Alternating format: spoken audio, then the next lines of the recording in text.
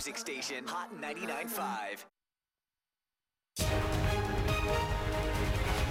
Good morning, America. Newsroom rampage. Emergency response, Capital Gazette. A gunman storms a small Maryland newspaper, killing 5. Those victims, journalists, editors, and mentors. This was a targeted attack on the Capital Gazette. The killer now in custody. Well, we're now learning about his years-long vendetta against the paper and the witnesses speaking out. We're live on the scene this morning.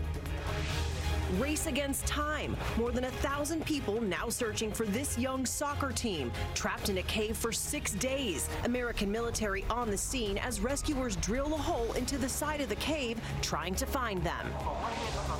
Severe storms tear across the country. More than 450 storm reports from Montana to Florida. This massive tornado closing in on a home. And this boat caught in a waterspout down south. Oh my God. Lightning nearly striking this police officer. Now those storms are on the move as the east braces for a heat wave. You ready to see your mama? Okay. And dramatic rescue. The child has been located. The moment a 2-year-old girl lost alone in the woods for 18 hours and temperatures topping 90 degrees. How these police cadets, just 2 weeks into training, thankfully found her. Live in Times Square, this is GMA. With Robin Roberts, George Stephanopoulos, and Michael Strahan. And good morning, America. We want to get right to that tragic mass killing in Annapolis. That was the scene right after the shooting there. You see an officer trying to comfort a woman. So much surprise and shock in that small community. Yes, absolutely. And this is what we know right now. At least 5 people were killed and 2 others injured. The suspect is now in custody. The victims include a dedicated sports reporter, a sales assistant, editors and mentors, some of them at that newspaper for more than 20 years. And the journalists at that Capital Gazette, defiant, working through the night on this morning's paper, covering their own tragedy. Gio Benitez starts us off on the scene there in Annapolis. Good morning, Gio. Robin, good morning to you. Yeah, you showed that front page. The journalists there vowed to publish this paper today, but I want to show you the opinion page because it is intentionally blank. There's just a few words there. Today, we are speechless, and the names of those 5 victims.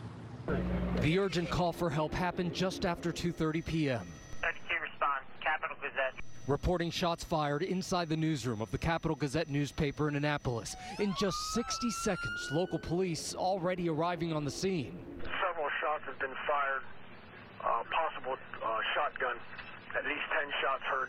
Authorities evacuating the office complex, at least 170 trapped inside, exiting the building with hands raised. And next thing you know, he's like, you need to get out, you need to get out. So then we all ran out into the hallway. Inside the newsroom, reporters and editors fled for cover, recalling the moments of terror and anguish for those trapped inside as gunshots erupted through the glass door in the first floor office. Phil Davis, a court reporter, described it as a war zone, tweeting, "There is nothing more terrifying than hearing multiple people get shot while you're under your desk and then hear the gunman reload."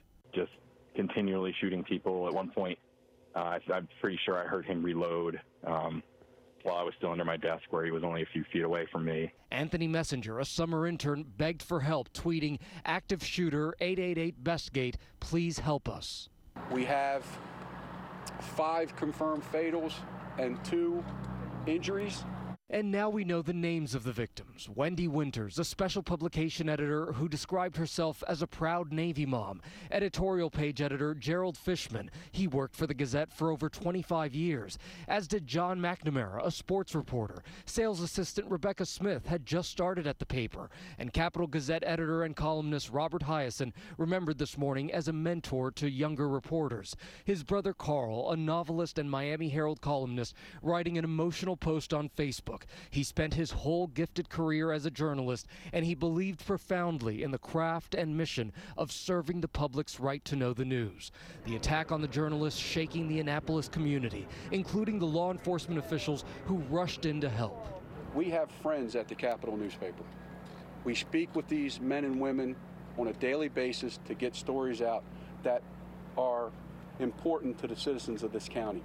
And even after the tragedy, the Capital Gazette staff committed to continuing their jobs, keeping their community informed. Something like this might happen in Afghanistan or Iraq or something like that. We don't expect it to happen in the little sleepy office across the street from the local mall. But we're still putting out a newspaper. And just a note about one of those victims, Rob Hyacin. Just yesterday, before he went to work, he left a birthday package for his wife at home. And he said she should open it, that she should open it right then and there. But she said no, that she wanted to wait till he was home from work. And of course, that never happened. George. Thanks, Gio. We're joined now by Keith Cyphers. He was in the building when the shooting went down. Keith, thanks for joining us this morning. So glad you're okay. I know you were working right across the hall from the Capitol Gazette. Tell us what you saw and heard. Yes, thank you, George. My office, the sales office I work in, is right across the hall from the Capitol Gazette. And you know, we have a glass front door, they have a glass front door. The place where my desk is situated, I can just kind of lean to the left and see directly from where I'm sitting all the way into their lobby. And I was on the phone with a client when I heard this noise, this incredibly loud noise. So loud that I knew something was wrong. Like I thought an maybe explosion? something had... Like an explosion, yeah. I mean, it was more than a noise. I could feel it in my chest. And so I leaned out from my desk, as I, often do, to look out into the hall and into the Capitol Gazette office, and the door was gone. Their door was gone. It had been shattered. It was in a million pieces on the ground in the hallway, and there was a man. There was a man who was holding a shotgun, a black shotgun, and he had it up. He had it braced against his chest, and he was moving through the lobby. He was moving through the lobby of the Capitol Gazette office, pointing the shotgun deeper into the office. Did it seem like he was targeting specific people? I don't know. It's impossible for me to say if he was targeting specific people, but he absolutely looked like he was targeting things inside the office. His gun was up. He was moving laterally. He was moving while aiming into the office. And I mean, he looked like someone who was comfortable holding that weapon and was aiming it towards things with the intent of shooting them. Was he saying anything? I don't know if he said anything or not. I mean, as soon as I saw him, I ducked back behind my desk and I dialed 911. And the police dispatcher was incredible. The police arrived there very, very quickly. I think within a couple minutes of my making that phone call, the police were there. I'm sure many other people called as well. I heard some indistinct yelling coming from their office while I was on the phone with the police officer. And then I heard a series of gunshots, more gunshots, 5 or 6, again, boom, boom, boom, loud, powerful gunshots coming from that office. From the way you describe it, this doesn't seem like a guy who was out of control at all, knew exactly what he was doing. No, George, that is precisely correct. He did not look like someone who was out of control. He looked like someone who was comfortable with what he was doing. I can't imagine what was going through your mind as you watched all this go down. Well, I mean, it was terrifying, right? It was absolutely terrifying. It was something that, of course, I had never thought in a million years it would happen to me. I think, like a lot of people, I'd become kind of numb to gun violence in this country. It just seems to happen over and over and over again. Things don't change, but you hear about it so often. It's hard to stay passionate about it. It's hard to stay excited about it. When it happened to me, I could hardly believe it. It was as if it was happening to somebody else, or I was outside of myself while it was happening. Keith, thank you for time this morning. Glad you're okay. Thank you, George. Well, it's so chilling to hear him describe a killer so comfortable with what he was doing. And the way he said how you become numb, and I think that's what a lot of people are feeling, but you can't. You cannot become numb to this. It's not the new normal. Their determination to publish that newspaper today speaks to their dedication to that community that they serve, and it is really remarkable to see them out this morning with that print. And as we saw, police responded quickly to the shooting on the scene. About 60 seconds, they were there, and they were prepared for this. Take a look at the cover of the Capitol Gazette from Saturday. The headline, "Preparing for the Worst." Police had just run an active shooter drill less than a week ago. Let's go to ABC's Chief Justice correspondent Pierre Thomas in Washington with more on the gunman and how they took him down. Good morning, Pierre. Cecilia, good morning. Police say the suspect was specifically targeting the newspaper and came with a deadly plan and carried it out in cold blood. In the midst of the mayhem, an initial description of the alleged shooter as police raced to the scene. All units, limit your transmissions. Do we have any kind of intel on our shooter? Fight my own with a ponytail. Witnesses say the suspect, armed with a shotgun, had blasted through a glass door, entering the newsroom of the Capitol Gazette. 2 injured and those 5 murdered. Authorities said he had created a distraction, apparently to make it difficult for victims and police, creating more chaos. It was actually canisters of smoke grenades that he used inside of the building when he entered. County's top official said the suspect had put down his weapon and was hiding under a desk when discovered by police. Sources telling ABC News there was initially difficulty identifying the suspect because he had no ID or wallet on him. Court records obtained overnight naming the alleged shooter as 38-year-old Gerard Ramos, charged with 5 counts of first-degree murder. He had a history of conflict with the paper. This was a targeted attack on the Capitol Gazette. Court records revealed he had filed a lawsuit against the paper after it published an article reporting he had stalked a woman. Records show Ramos lost his defamation suit. A former editor at the newspaper telling ABC News that Ramos threatened him 4 years ago. There are times where he said, he wished I had stopped breathing.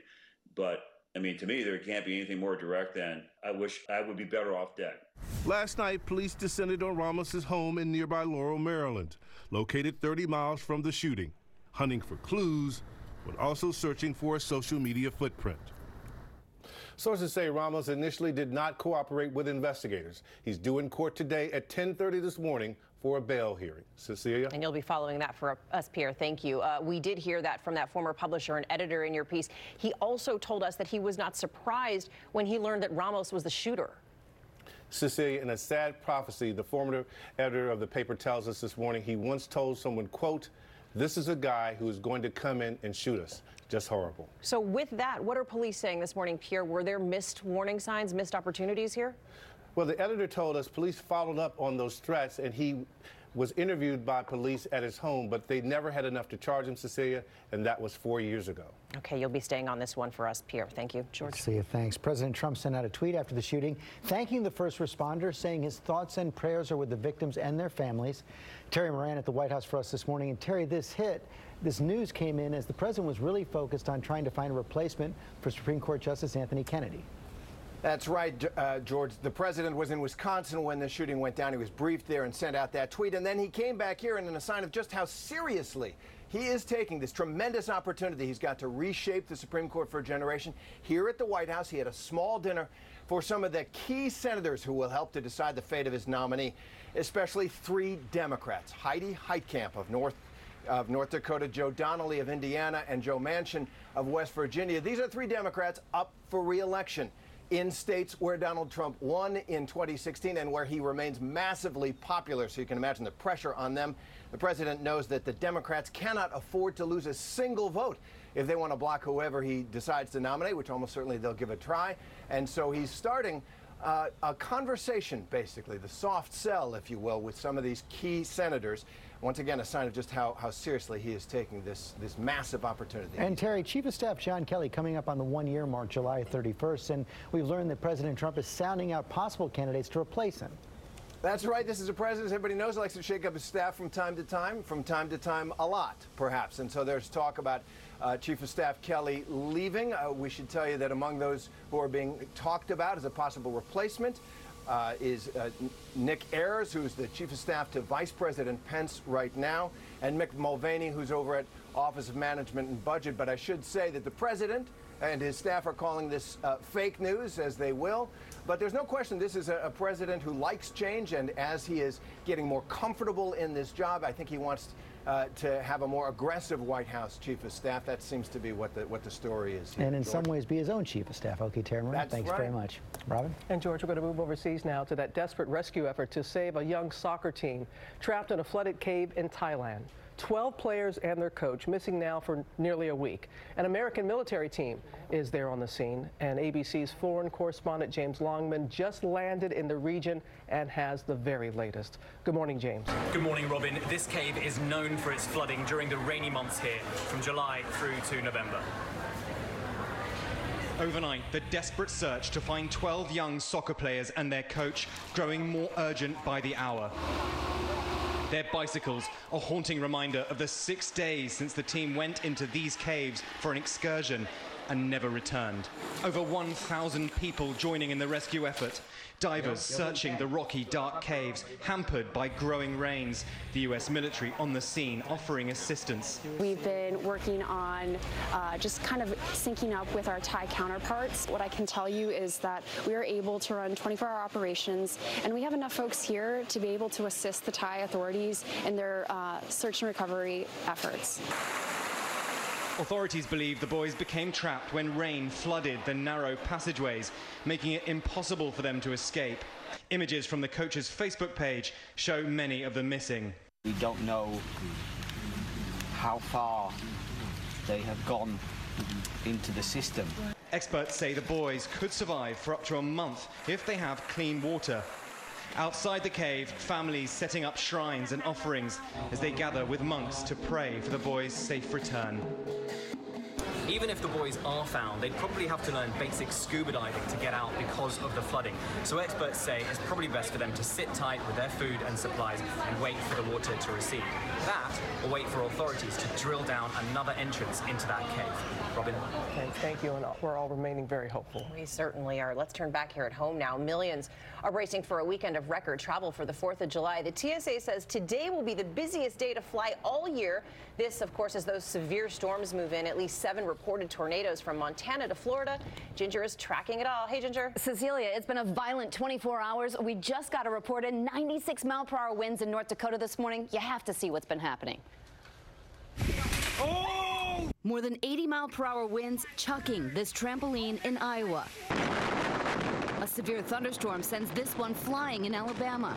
Watch as this tornado in Montana morphs from a wide wedge torturing the landscape to a rope tornado, usually signaling the end of its life.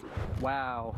But there were others, an ominous twister swirling behind this home in Capital, Montana. Winds up to 65 miles per hour in Alabama, snapping power lines, a tree trunk puncturing the grille of this SUV. And where there are storms, there is inevitably lightning. This strike startling a Florida police officer. Lightning starting this house fire in northern Georgia. How much did we lose? Is this real? Are you sure this is our house? It was real. They lost everything, and now this is very real. Dangerous heat. I call it dangerous because it's going to be more than one day. From Kansas all the way to Grand Rapids, Michigan, through Indiana, we have heat advisories, excessive heat warnings. And you say, well, why? It's summer.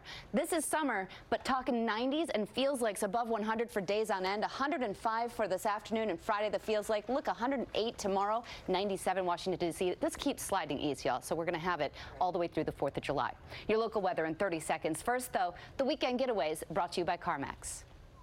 When you buy a used car, you should feel confident. That's why CarMax has over 40,000 cars to choose from nationwide, with prices clearly marked, the same online as they are in the stores. That should give you some car buying confidence, the type of confidence you need to wear white after Labor Day, the type of confidence to suddenly switch to an English accent for no reason whatsoever. Yep, at CarMax, it's all about confidence. Nothing but net. Nailed it. Or should I say, nailed it, governor. Get ready for one long, hot stretch coming our way. We're just getting started today. Temperatures will rise very quickly from 80 to 87 by lunchtime, 92 around 2, 3 o'clock today, with heat index values today running in the mid to upper 90s across the area. Then this weekend, including Monday, triple-digit readings, sweltering heat expected, which is why this weekend will be on weather alert.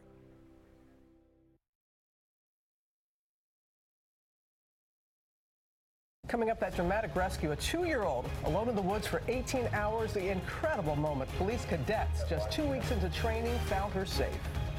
And a new lawsuit for Ed Sheeran. Singer being sued for $100 million. Did he copy a Marvin Gaye song?